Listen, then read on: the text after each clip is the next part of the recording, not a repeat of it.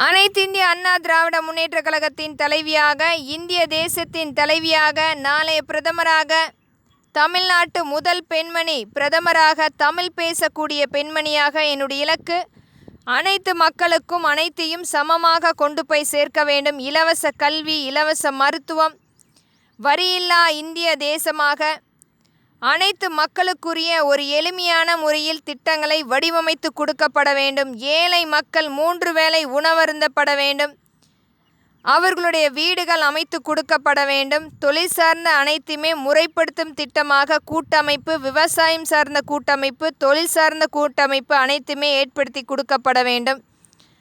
அவர்களுடைய பாதுகாப்பு மற்றும் காப்பீடு நிர்ணயம் செய்து தரப்பட வேண்டும்.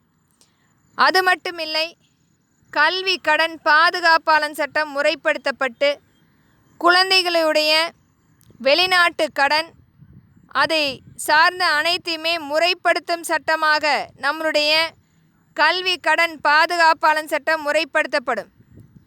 அங்கு படித்து முடித்தவுடன் நம்மளுடைய இந்திய தேசத்தில் வேலை செய்திருக்கூடிய அங்கீகாரம் அளிக்கப்படும். வெளிநாடுகளில் சென்று வேலை புரிவதற்கான அங்கீகாரம் ரத்து செய்யப்படும் என்பதை திறன்பட வலியுறுத்துகிறேன். நன்றி.